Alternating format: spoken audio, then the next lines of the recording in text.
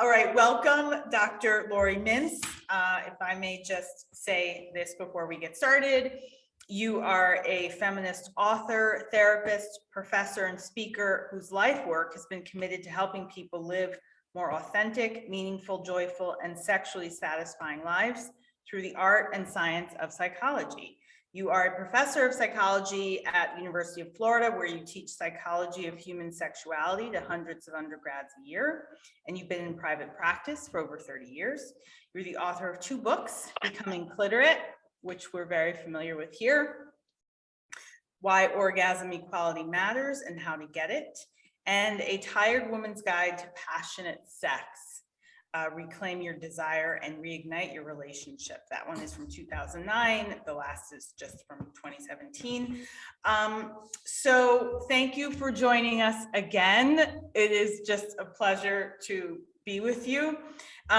So I had put out into the Perry community and on my Instagram an invitation for questions and got a lot. And the number of questions sort of, took over the number of questions that I had in terms of time. So I was happy to scrap all of mine and throw out to you questions from our community and followers.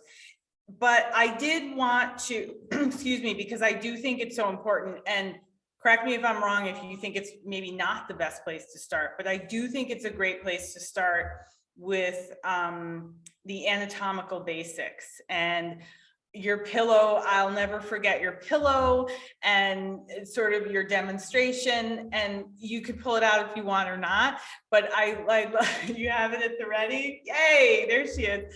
I thought you might sort of go through female genital anatomy with us. And I would love to, because I think you're absolutely right, Rachel. I think it's just the best starting place for this conversation. And it'll really set the foundation for a lot of the questions that we're going to answer today. So thank you for inviting me to do that. So meet my vulva puppet. Hello, vulva puppet. I haven't named her yet, but that's another day. That's okay. So anyway, the external portion of the female genital anatomy is called a vulva, not actually a vagina. The vagina is, and in my puppet even has one, it is the opening where penises, dildos, fingers can go inside and babies come out. And that I'll get to that in a minute, but I just want to clear up, this is the outside. And in this outside, there are several parts. There's the external lips, okay? And all they do is pretty much when in resting, if you will, they just protect what's inside, okay? And they don't serve a great sexual function, but the rest of the vulva really does. So then there's the inner lips, okay? And they're smooth and hairless. And I think they're a pretty underrated sexual organ. They are analogous to the shaft of the male penis. They're full of touch-sensitive nerve endings and erectile tissue. Interesting. There's also the mons pubis, which is like this, it's like right above, it's like where the hair is. Now I know a lot of people take it off, but before they take it off, there's a mound of kind of fatty tissue. Now that may not sound erotic, but what's interesting is that it's extremely erotic to push on it because the internal clitoris runs through there. Okay. Now, speaking of the clitoris, we have the clitoral hood, which covers the glands, and the hood is analogous to the male foreskin if it isn't removed with circumcision. Up, if you look under that foreskin, that's the clitoral glands. It is very touch sensitive, almost too touch sensitive for many. It has about the same nerve endings, and it's analogous to the head of the penis, but imagine all of the nerve endings on the head of the penis packed into something about the size of an eraser. Okay. And so very touch sensitive. Sometimes when people touch it, it's like, oh, too much, which is why many women pleasure themselves through the hood or even with underwear on. And so that's what's really important to know, is that the mons pubis, the inner lips, the external clitoris are full of touch sensitive nerve endings. And the vast majority of women need external clitoral stimulation, either alone or coupled with penetration, to experience an orgasm. Now, there is also the urethra opening. It's very hard to find. It's where the pee comes out. There's also the anal opening. We all probably know what that is. But then there's the vaginal opening. Interestingly, the vaginal opening in the inner 2/3 are also full of touch-sensitive nerve endings, whereas the inner 2/3 of the vagina are full of pressure-sensitive nerve endings. This is why you can wear a tampon without feeling it, because if it goes inside, there's no touch nerve endings there, and it's not big enough for pressure. Okay. So that's which is why a lot of women say, again, they need external stimulation, and only when aroused, very aroused, does a penis feel good inside. And that's why, because of the pressure sensitive nerve. Okay. Okay. So that's my vulva puppet and I, that's our quick lesson. The only thing I would add is that the clitoris, this is the only part you can see, but it's a vast internal organ as well, also chock full of erectile tissue. Interesting. Thank you for that. I think that is a great place to start. I don't think that most of us understand our anatomy that well. And I think I mention it later, but I do want to just say that you're such an encourager of self-exploration as well. And I just want to sort of remind people out there that it is worth taking that time. And if you want to expand to that point, please do. Yeah, most of us, it takes concerted effort. Unlike men, right? They touch themselves several times a day when they're urinating. We need to lay down, take a mirror to see our parts. And many of us never do that. And we think, oh, we don't want to, it's scary, or we fall and prey to myths that it's dirty. And really, sex therapists and educators will routinely tell you that the first step to being more sexually empowered and orgasmic is to take that mirror out and look at yourself and find out, identify the parts, because in the words of another author, if you don't know what you have, how are you going to play with it thoroughly and well? And how will you teach a partner to do so? So and when helping women become orgasmic, that's always the first step, is to send them home with a diagram of the vulva and have them identify the parts. Okay, thank you. All right, I'm going to get into questions, if that's okay with you. That'd be great. Great. So the first question someone asks, a comment and then a question. She says, intercourse does not equal sex. I believe that she was pulling this actually out of your book, or at least out of our last conversation. And she asked that, could you expand? Yes. So in our culture, right, we use the word sex and intercourse interchangeably. And that language really reflects and perpetuates sort of the way we revolve sex around what most men need to reach orgasm versus most women. And using the word sex and intercourse as if they're one and the same, it's also really excludes lesbian and individuals and gay individuals. And it also makes it feel like this is the thing you always need to do, which many of us, as we age, that's not something we enjoy as much anymore for a number of hormonal reasons I can talk about. And so using the word sex and intercourse is really devaluing for many of us. And it also misleads us in thinking that is the main and most important act.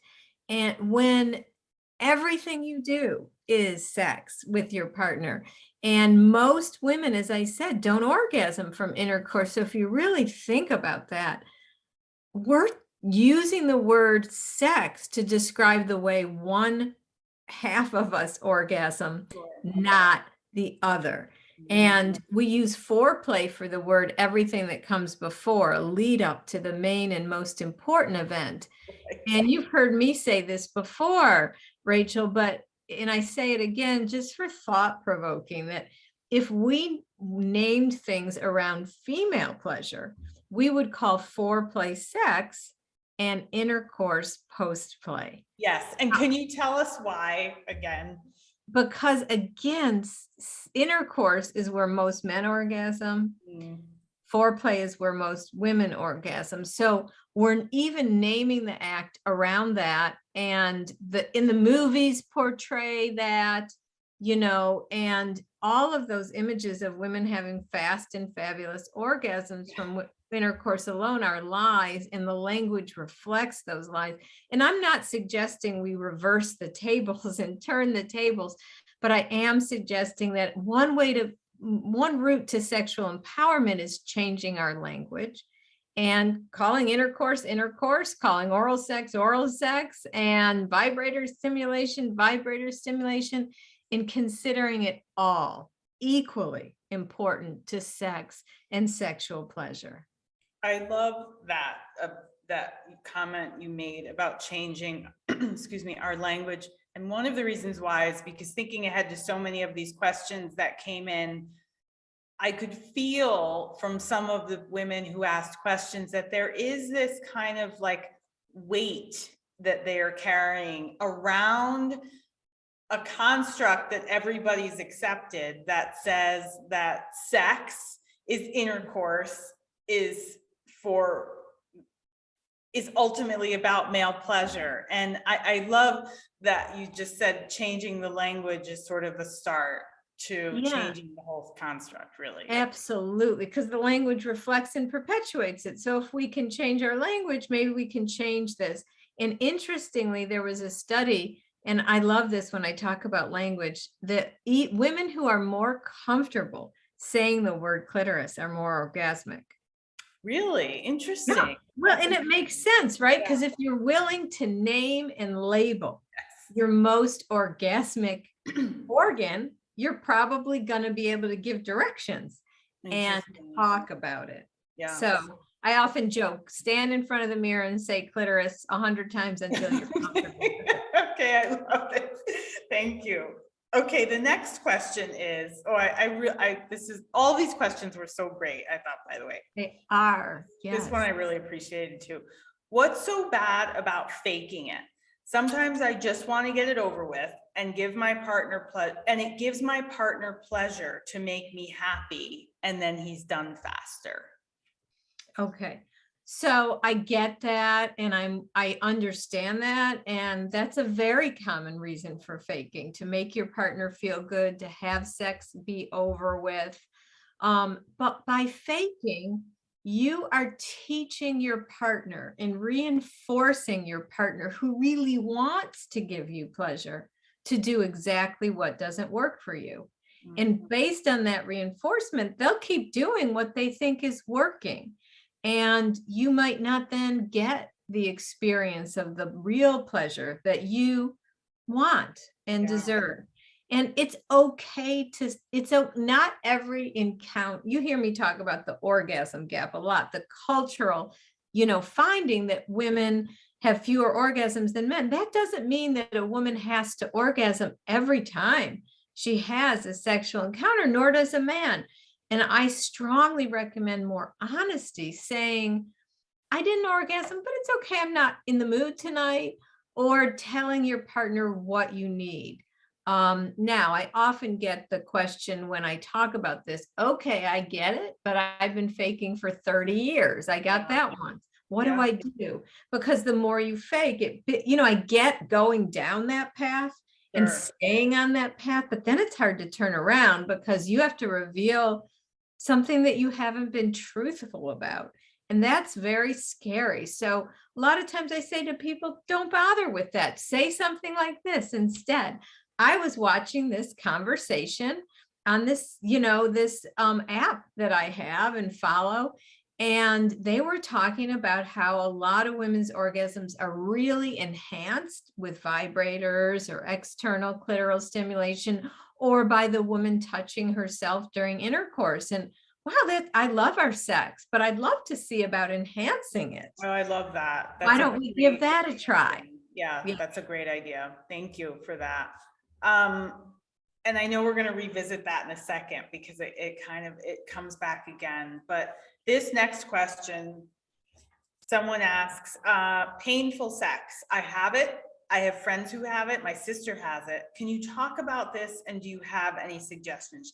Now, this person didn't elaborate on what painful sex was for her. And I'm only assuming, which I shouldn't, but because this is perimenopausal, menopausal community, I'm assuming that her sex is painful because of her hormonal fluctuations.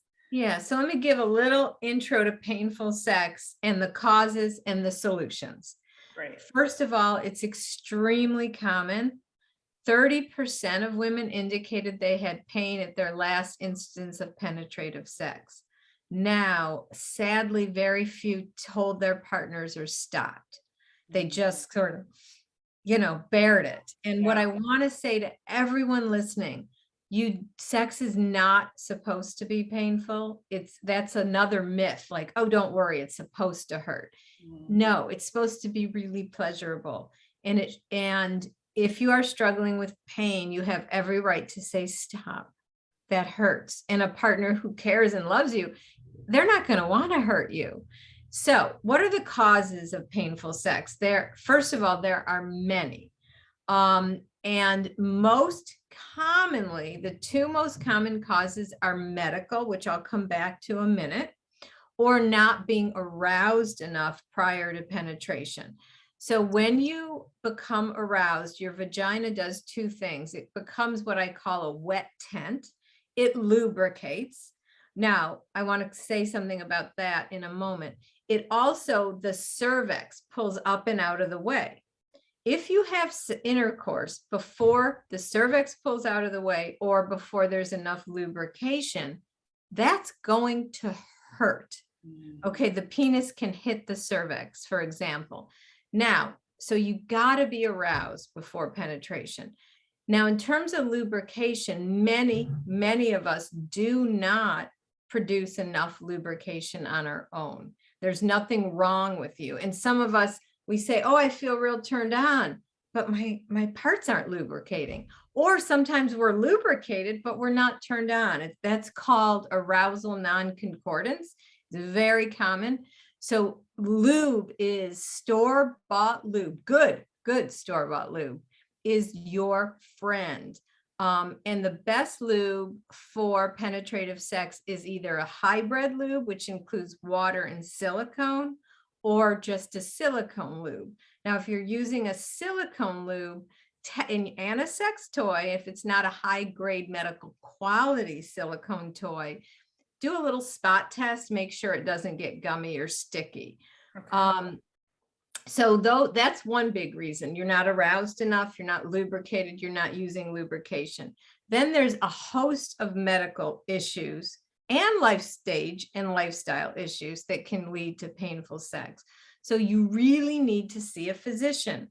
For people who maybe are in their 20s or 30s, it could be due to something called a clitoral adhesion or a dermatological condition.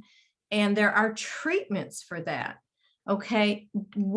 If we're talking perimenopause, menopause, what happens in menopause, and I'm sure you've talked about this many times, but your estrogen decreases. Now, estrogen is responsible for the vaginal tissue being thick and lubricated. And if what happens without that, the vaginal walls thin and sex can be very painful. As my gynecologist said, we used to die before that happened. Yes. Yeah. And now we aren't, thankfully. Sure. But we outlived our estrogen, basically. And so if you see a good gynecologist, a good sexual medicine physician, and they can do one of two things to help you with that. If you are not a cancer survivor, okay, you can get hormone replacement therapy. Right. Now that's gotten a bad rap because of some bad studies a while ago. Right. But mostly physicians are saying that is helpful because we are outliving our natural estrogen.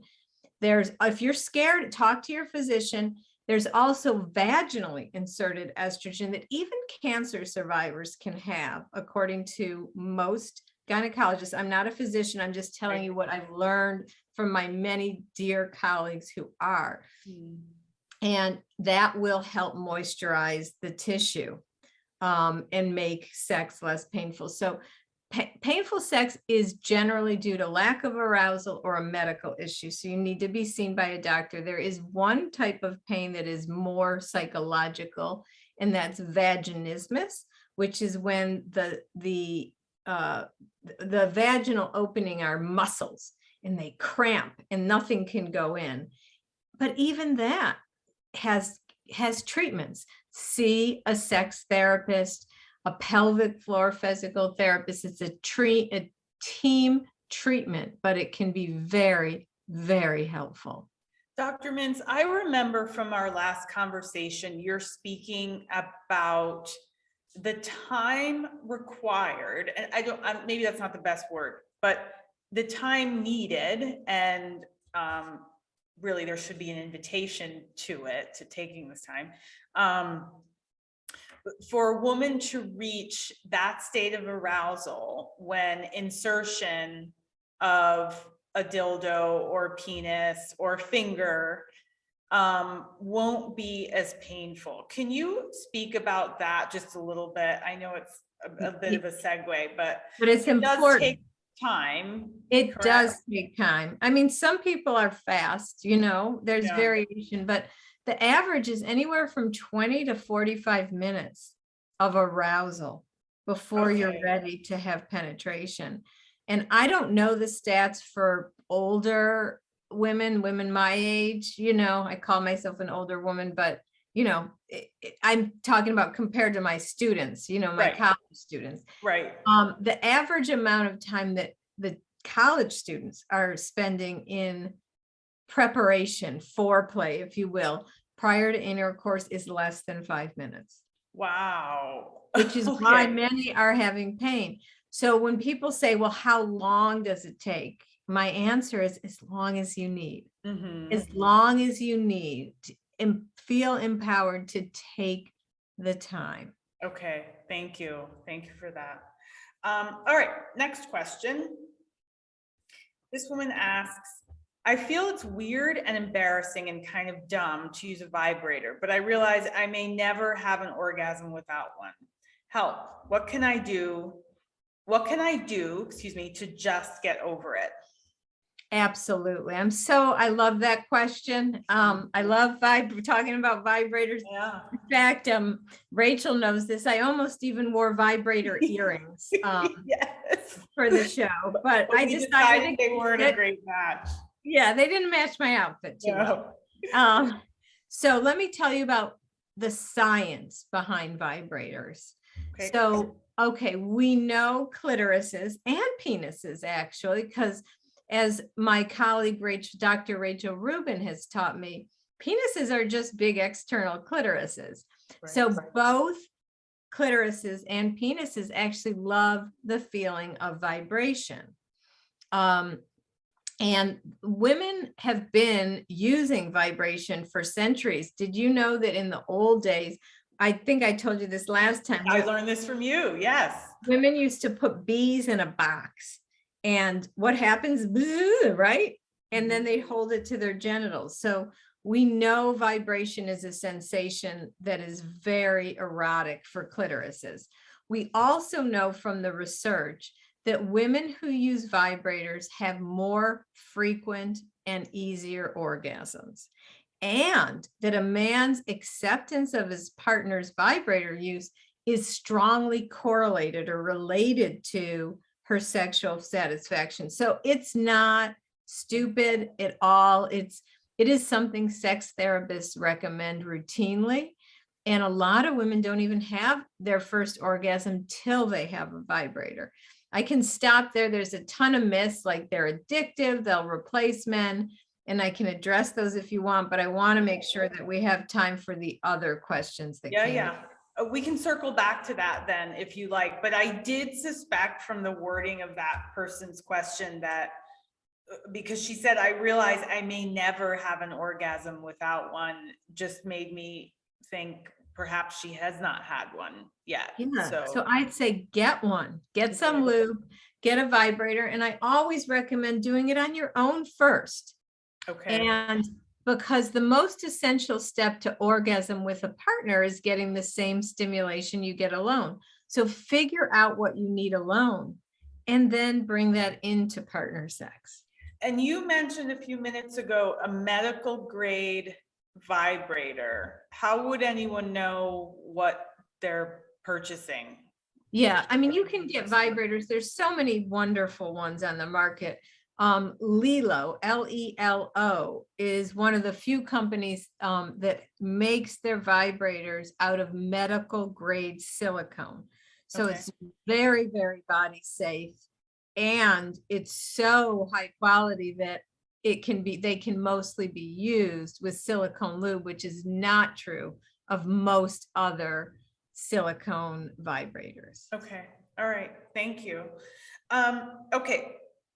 The next question asks, you talk about getting out of your head. Again, I know that you mentioned this during our last call and also wrote about it.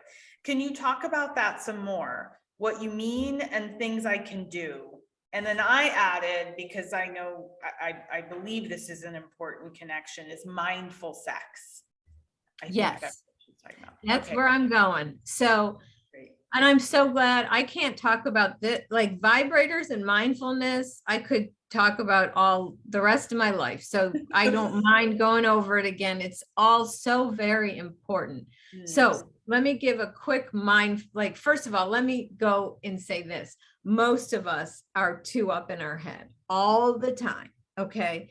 I mean, it's part of the human condition, right?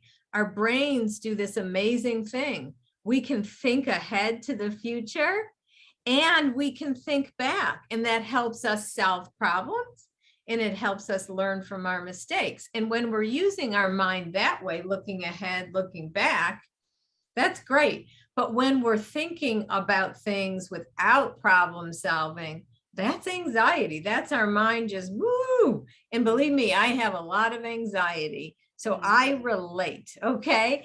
And people don't know that about me because I work so actively on it. And, but I don't mind sharing it because I want others to, be helped by this. So the bottom line is there's something called mindfulness, which is, in simple terms, it's putting your mind and body in the same place.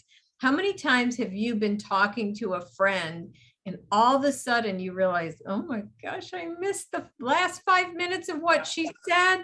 And it's probably really important. Now, how am I going to respond? Because I was off somewhere else. Yeah. It happens to all of us in life and in sex. And the goal isn't for it never to happen to you. That's unrealistic.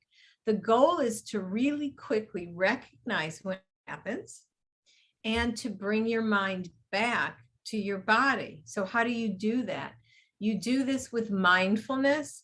And how do you learn, which is simply noticing when your mind wanders and bringing it back. There's ways to learn it. One is yoga. Why? Because yoga teaches that body experience, that mindfulness. In fact, there's research that shows women who do yoga are more orgasmic. Really? And I think it's because of the mindfulness. You can also meditate. I meditate every morning just for 6 minutes. And it really has a lot of research that it calms your mind. And in a good meditation session isn't like, oh, I've been in my space the whole time, my mind and body. It's you learn, oh, there goes my mind again. Right. Ooh, bring it back. And once you learn, and then I also say some people are like, they don't want to meditate. Okay, practice it during your daily life. I always tell people the next time how many times do you brush your teeth while you walk around doing something else, thinking about something else? The next time you brush your teeth, it's a good time to really feel those suds in your mouth, the toothpaste, the taste, really focus. And when your mind wanders, bring it back. And then once you've mastered that out of the bedroom, bring it to the bedroom. When your mind wanders, bring it back to your body. And here's something that the last thing I'll say, because I could go on for this forever.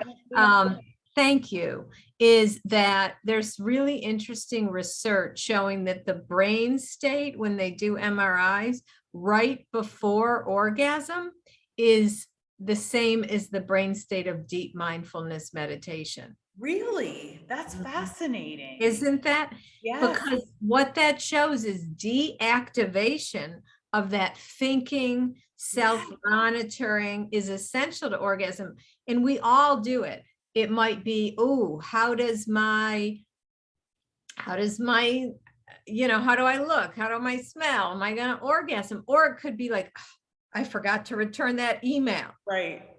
Whatever it is, you're not present. And finding a way to bring yourself back. Some people like to really focus on their touching their partner. Some like to focus on the feeling of being touched. Others like to breathe their partner's scent. I have a client who came up with saying bed, not head, to tell herself to get back in the moment. So that's what I that's the sort of summary of that. That's great. And I really appreciate and maybe other people know this, I go in and out of meditating sort of regularly, but I've recently recommitted because I noticed how much it helped me throughout the remainder of my day.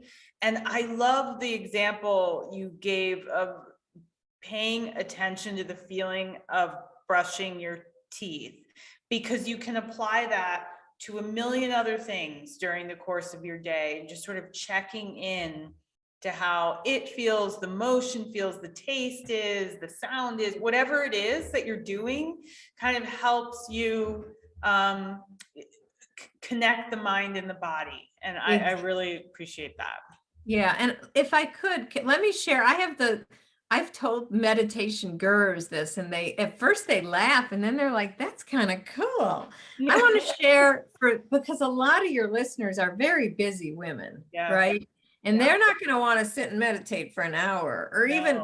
So here I have a meditation practice that's very unique, and I want to share it in case anyone wants to adopt it. Please. Yes. Are you a coffee drinker? Yes. Okay. Me too. So I get up in the morning and I have a little table. I would move my camera and show you, but I have a meditation cushion and a little table in the corner here of my office and a bunch of candles. And I have the app Insight Timer. Okay. And every morning I get up, I pour my first cup of coffee, after I take care of the bathroom and that stuff. Right. And then I light my candles. I sit on my meditation cushion and I play literally a 6-minute meditation. I play the same one every day. It's this music meditation I love. And I sit there just for 6 minutes and I focus on the warmth of the cup of coffee in my hand, the music, the candles, the taste of the coffee, the sensation of sipping it.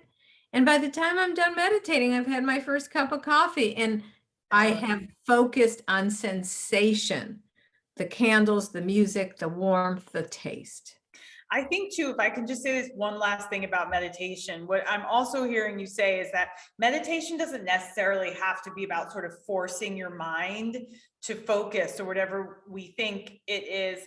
It can be noticing. And I think we hear that as a principle of meditation, but you're really illustrating how to do it, how to notice the warmth of your cup, the taste of the coffee, the candles, the environment. It's a real sensory check-in. I really That's, like it. I love the way you said that. And I'll tell you, it's a 6-minute meditation and my mind must wander 15 times. And Yeah. that's a good meditation because my goal is to notice, not Yes. judge it, just be like, oh, there she goes again. Yeah. Bring her back to the coffee, bring her back to the candles. And I'm imagining then taking those principles into the bedroom or wherever you're having sex and it enhancing your experience, really, just Yeah, profoundly. the research is so clear on the positive effects of mindfulness on sexual functioning. I love it. Thank you. Thank All right, you. I'm moving on to the next question. You tapped into this a bit already, but this question is, what's happening as we get older in terms of decreased libido? My husband really doesn't get it, and it seems like his has increased. Sometimes I just want him to leave me alone, but I'm afraid of hurting his feelings. Okay, so that's also related to estrogen and testosterone, and it's biological the way that we're just not that horny anymore. Right. And the research is pretty clear. That's not just related to age, it's related to the length of a relationship. The longer you're in a relationship, the less spontaneously horny you are. Right.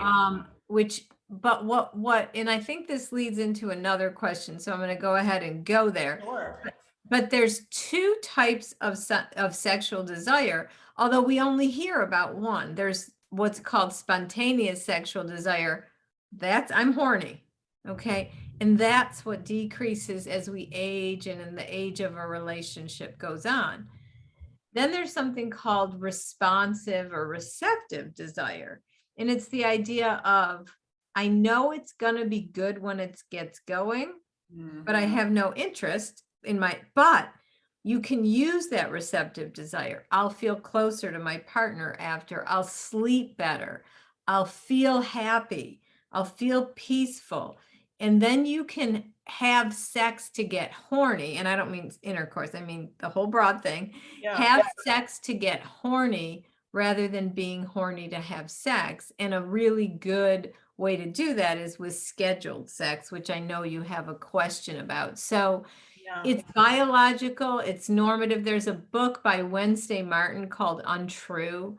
And she talks about the book is called Untrue because she says everything you've learned about female sexuality is untrue. Right. And one of the things she says is this idea that basically we should stay horny. And she uses animal models. She's an anthropologist that to show us that no, that's not true, that women's libido decreases in long-term relationships. That doesn't mean though that you shouldn't and can't enjoy sex. It just means you have to have sex for reasons other than being horny. Right. And if it's good when it gets going, it's not duty sex. You're using receptive desire. Now, if you use receptive desire and there's pain or it's not good, that's another problem. Yeah. Yeah. Okay. Thank you. I remember last time we spoke, you did get into this a little bit and you did talk about someone might have typed in a question. I don't remember, but you did talk about the fact that often women who are divorced or alone in midlife for whatever reason may find that their libido it just doesn't feel like it's lagging in any way. And you talk about this idea of spontaneity. Right. And that shows us that it's the length of a relationship. Yeah.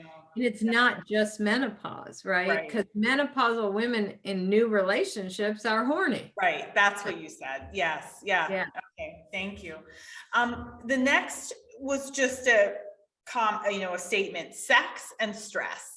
I know this is a big one. I don't know what this person meant and where she might have wanted to elaborate, but as best as you can, speak to it. Yeah, the stress is an enemy of sex, right?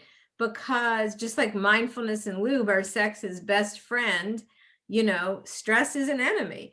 Because as you're stressed, and it's even biochemical, your cortisol levels increase, which decreases testosterone. So you're going to feel less spontaneously horny.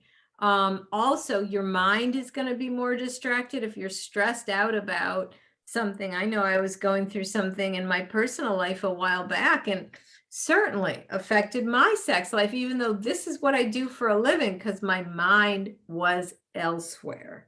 Right. But the great irony of it is that the chemicals released after an orgasm, the neurochemicals, they decrease stress and enhance sleep. So while we don't want to have sex when we're stressed, sex is a very good stress reliever, as is meditation. All of this goes together. Some of the things that enhance sex are the same things that decrease stress. Meditation, physical exercise, sleep. So I would encourage you, whatever's going on in your life, and therapy is a great thing to help with stress. Sure. If you're really, not really, you don't have to be really, like there's medications if you have a lot of racing thoughts, anxiety. I would really encourage you to work on your anxiety, because just like there's solutions to sexual problems, as a therapist, I'm not just a sex therapist, I see clients for all kinds of things. And I can tell you, you can work on your anxiety. And if you use your receptive desire to say, oh, I'm too stressed out for sex. Oh, but wait, I know I'll feel less stressed out afterwards. You can also use your receptive desire in that way, or responsive desire. That's terrific. Thank you. Next, orgasm equality is something you talk about a lot on your Instagram. Would you expand on this? Yeah, so orgasm equality is the opposite of the orgasm gap. And the orgasm gap is it's the consistent finding in the research literature that when women and men have sexual encounters, the women have substantially fewer orgasms than the men. And now, I am not saying you have to orgasm every time you have sex, because goal-oriented sex isn't likely to be good sex. You have to be mindful. But when half of the population is consistently having fewer orgasms than the other half, then I think we know we've got something amiss going on, especially now. So that's what I talk about, the orgasm gap. And it's, some people will say, oh, it's women's bodies, they're difficult, they're elusive. No, other research tells us that's not the cause, because when we masturbate, 95% of us reach orgasm easily and in minutes. There's nothing wrong with our bodies when we're alone. In women who are having sexual encounters with other women, have more orgasms than women who are having encounters with men. The most telling study on this, it was a very small sample, but they studied bisexual women who were hooking up or one night stands with both women and men. So same woman, same body. Right. And she hooked up with a man. She was said that she usually orgasmed 7% of the time, first time hookup. With a woman, 68% of the time. Wow. So it's not our bodies. It goes back to what we talked about earlier. It's the way we do heterosexual sex, foreplay, just to get her ready, intercourse, sex over. And again, not prioritizing female pleasure and orgasm. Yeah, another time I would love to talk with you again about that piece of it, and sort of tip into more, sort of get it more into the cultural piece of this, because I know it's looming large, but it kind of deserves its own hour. I'd be happy to. Yeah. I mean, honestly, my first book was on low desire. For tired, stressed out women. Right. And my second book was about closing the orgasm gap. So they're both very near and dear to my heart. Yeah. Okay. Next, how can I comfortably educate my husband about my clitoris? What should I tell him or show him? He's kind of weird about these things. Okay. So I think it's great you want to educate him. And I would just sit down and say something like we talked about earlier. I watched this show. I learned all about female anatomy and pleasure. And I want to talk to you about it because I think it could really enhance our sex life. And I want us to do some exploring together. And here's some things we could do. What are you comfortable with? There's a website called omgyes.com, and it has 2 seasons. And season 1 is all about clitoral external stimulation, the way women do it. There's even a vulva with touchscreen technology. There's videos of women, how they masturbate. So that's one way. And at the risk of sounding, self-promotional, I'm not promoting myself. I'm promoting something I believe in because I spent years of my life writing it. There is a chapter written for men in my book, Becoming Clitorate. It's called You Don't Have to Have a Clitoris to Be Clitorate. And it teaches all about female pleasure. And there's a published study that someone did showing that men who read it become more knowledgeable of women's pleasure. So that's an option. Ian Kerner's book, She Comes First, a gentleman's guide to pleasuring a woman. Now that's all about oral sex, but there's some great quotes in there about the importance of the clitoris. And maybe your husband would find it better to hear that from a man. There's also another book written by a wonderful man, Michael Castleman, called Sizzling Sex. And he has a wonderful way of conveying to men the importance of the clitoris. Interesting. Okay, thank you. Yeah, a lot of times people want to dismiss what I have to say because I'm a woman and I'm not, and I'm not talking to men, but I am talking to men. And I think, as Ian puts it, this knowledge can help. And I don't know how you want to say this to him, but this knowledge can help him too. That we know men who become more well-versed in the clitoris and women's genital anatomy and stop feeling the pressure to create an orgasm or give an orgasm with their penis, they end up having better sexual experiences as well, because they can just relax during their pleasure instead of worrying. Yeah, I think too, you just reminded me, you spoke about this earlier in the hour and also last time we spoke, just sort of to appreciate and trust that your partner probably, hopefully, really does want to bring you pleasure and for you to feel good about what they are doing. And so I think remembering that kind of will hopefully can give this person or anybody an opening to this discussion that can be tricky. Absolutely, because the research is, a lot of people blame men for the orgasm gap. I don't blame men at all. I blame culture, which has misguided women and men. And there's research showing men are so invested in giving women an orgasm, their masculinity depends on it. Going back, they feel more masculine if their partner orgasms. That goes back to the listener who said, I just want to make them feel good. Right. It makes them feel good to, quote, give you an orgasm. Right. So it's so important to them, but they've been misguided about how to do that. And it's up to us to be empowered enough to say what we need. Okay, thank you. We have 3 more questions that were on the list, and I'm being mindful of your time. And 2 more questions came in this afternoon that hopefully we can get to. But this next one is about scheduling sex. Suggestions on how to make scheduled sex work. This is always suggested in the many resources, conversations about low or no libido. Just about, so your take on it, as well as how to make it actually happen. Is it just plain sticking to the schedule, or is there a trick to finessing it so that it doesn't feel like a job? Yeah, so it's in the literature, in the scientific sex therapy literature, in the popular press literature. In my book, A Tired Woman's Guide to Passionate Sex, I have a whole chapter dedicated to it. That's how important it is. But I don't call it scheduled sex. I call it trysts, which is sexier, right? A tryst is a planned meeting between lovers. And the truth of the matter is, a lot of people are like, oh, that's so unromantic. So honestly, sex has probably never been spontaneous. In your past, it was probably so well orchestrated, you thought it, you labeled it spontaneous. You got dressed, you put on perfume, you flirted, you touched.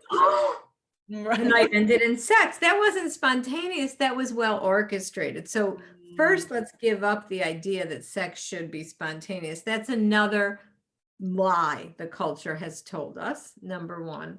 Number two, once we are busy, stressed, low libido, we're not going to have sex unless it's on the calendar. Take a look at us today. We wouldn't have had this conversation if we hadn't put it on the calendar. We didn't spontaneously show up on the Perry app, right? And the same is true for working out, coffee with a friend. So really accepting. Now, how do you do that? There's so many ways to make, and we know that low libido, diminished desire women, it takes away all the tension of getting into bed. Oh, are we going to do it tonight? Are we not? It's so true. Yes, of course. It eliminates it, because when it's not time, then you just enjoy each other, cuddle, and you don't have to worry. So it really helps in that way too. So how do you make it work? There's many ways. You can have a set time of the week, like a special time, like, Sunday mornings, this is our time, or Friday nights, and just really prioritize it and find out, spend time together. What do you enjoy together? Have a nice meal. Go for a walk, like whatever you're going to do first, enjoy it. Also, if you know it's coming that day, no pun intended, you can save your energy for it. You can fantasize about it. You can think about it. Okay, and if a specific day of the week doesn't work, then you could say, okay, we're going to do this every weekend at the first available opportunity. So that's like scheduled, but it's a looser schedule. Right.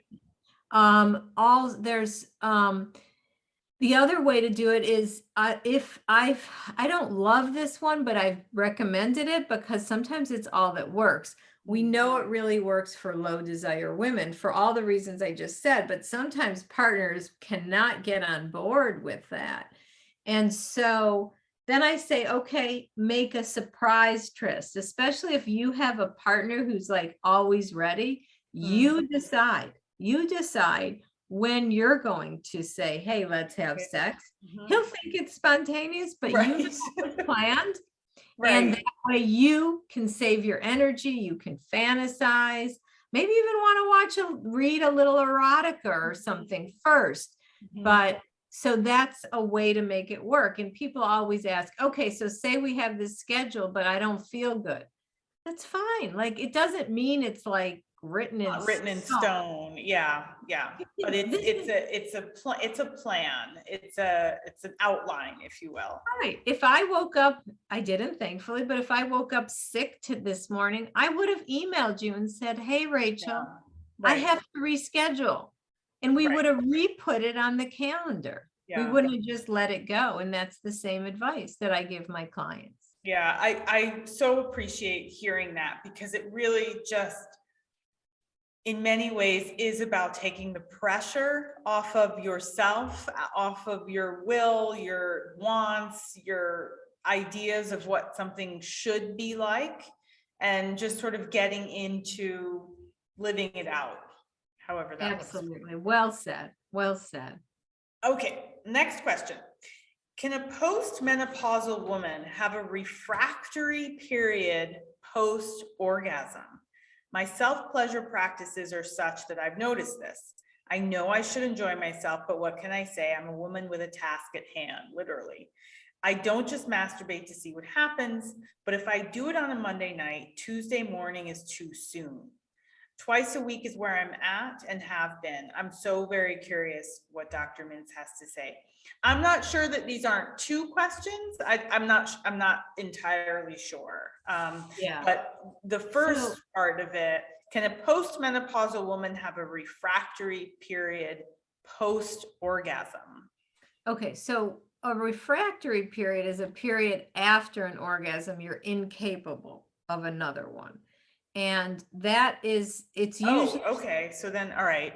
so we're using the word just to show, just to be really scientifically nerdy and clear. Yeah. So it's men have a refractory period, women don't. And it's due to the hormone prolactin but what I think this person is saying, after an orgasm, I'm done. Okay. I'm one and done, and I don't want it the next day. You know what? Most of us are, that's how most of us are after perimenopause, menopause. And honestly, the fact that you're interested twice a week is actually on the high end. For a lot Okay. of us, it's once a week. So what I want to say is, don't worry about yourself. What's happening is completely normal. Mhm. And you don't need, yeah, it is, what you're talking about is extremely common. Okay, you just educated me about that term refractory period. I was not clear about what that was. And so, okay, thank you. I get Sure. it. Okay, how do I tell my partner, who's been my partner for many years and thinks everything is fine, what I need in bed? Everything is not fine. You've touched on this throughout. Yeah, so you need to have a conversation outside of the bedroom. Okay, And we know, a client said this once, it's my favorite quote ever. Communication is the bedrock to make your bed rock. yeah, And very good. I love that. And it's so true. So it sounds like you need to have what I call a kitchen table sex talk. It doesn't have to be at the kitchen table, but it definitely should not happen in the bedroom or in the middle of sex. And it goes back to that faking question. Mm. Instead of saying, sex really sucks and it has for 20 years, I don't think that's going to be real productive. You know what? I love you, and I'd really like us to enhance our sex life. Yeah, you've said that word a lot and I like it. I think that's an important word for people to hang on to, enhance our sex life. There's Or make nothing it, accusatory about it. no, I want to make it as good as it can be. I think this could be like a new shared hobby we have Right, together. We right. could watch some, sex positive, educational videos. We could read some books together. I would love to do that.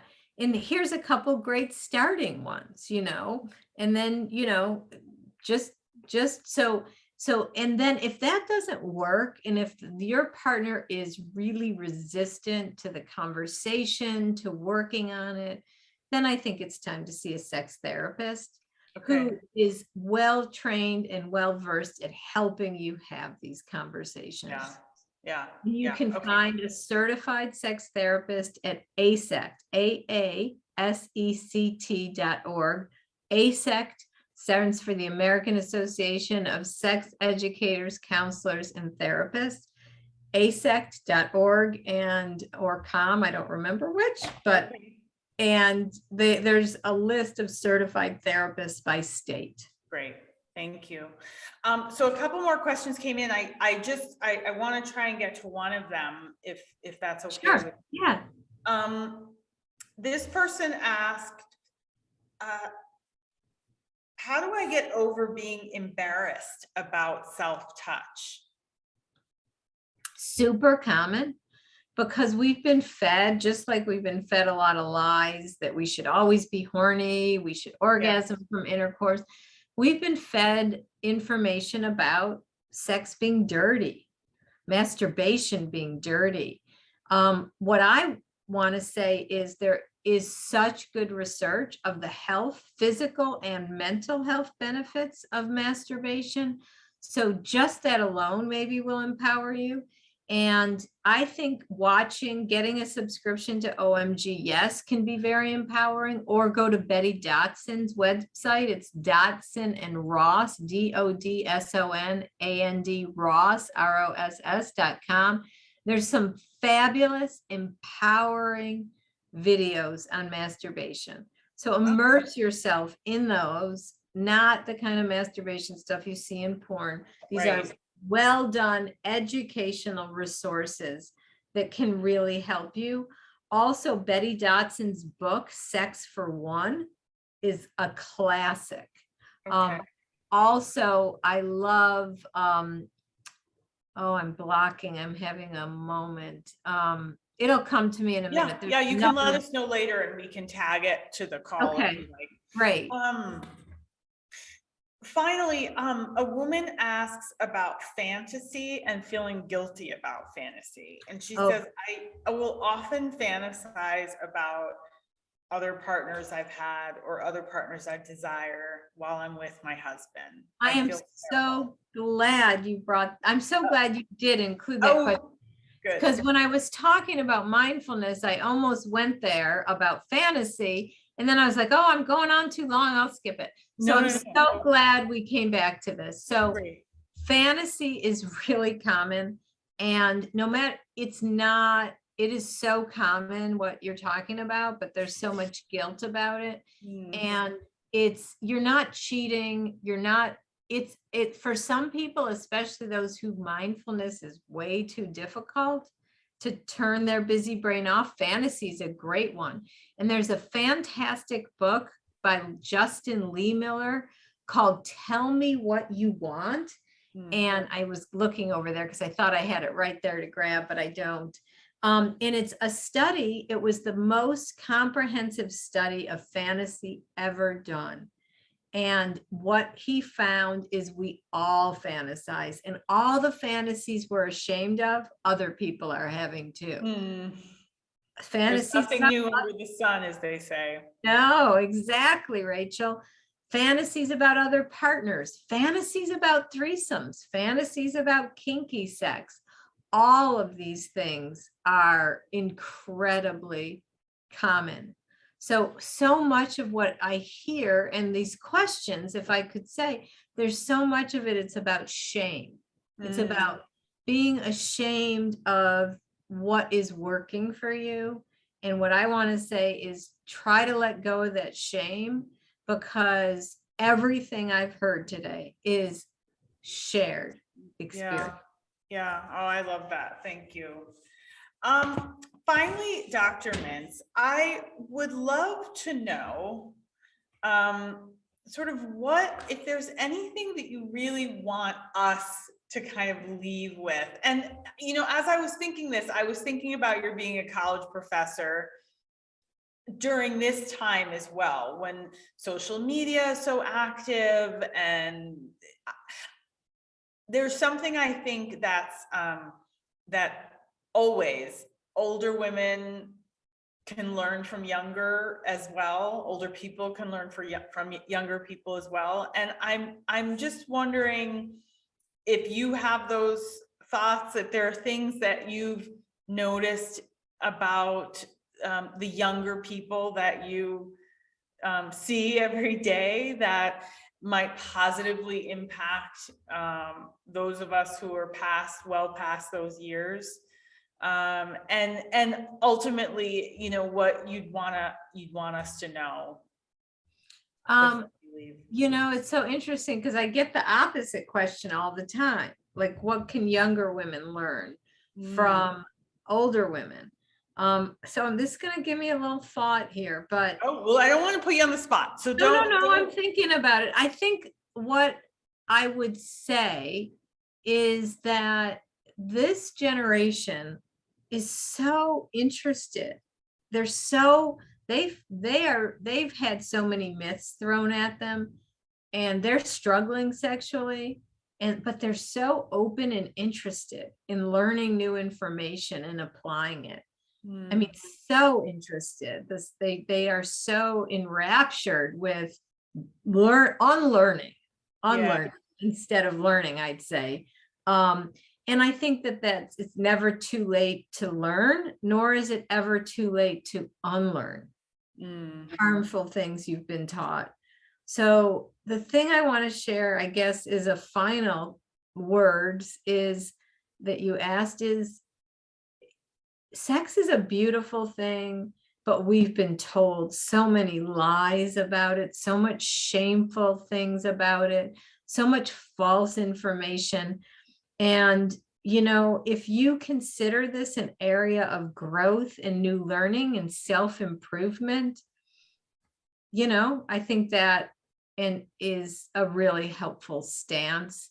Because everything I heard today is shared experience. Every question, everything that we talked about is stuff I get asked all the time, yeah, which says we all need to talk to each other and we all need to learn and unlearn.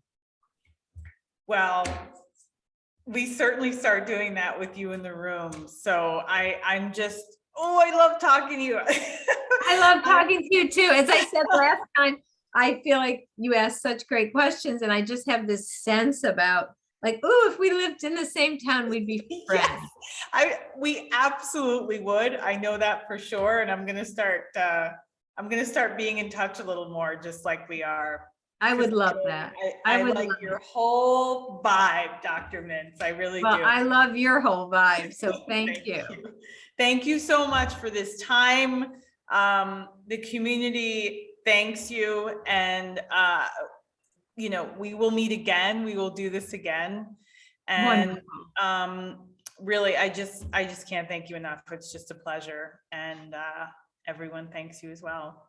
Well, thank you. And I hope to be back to keep my vulva puppet, and I wish you all Yes, keep your goodbye. vulva puppet handy. Yes, I love that vulva puppet. Thank you so much, Dr. Mintz. Be well. Enjoy your night. Bye. Bye, everyone. Thank you.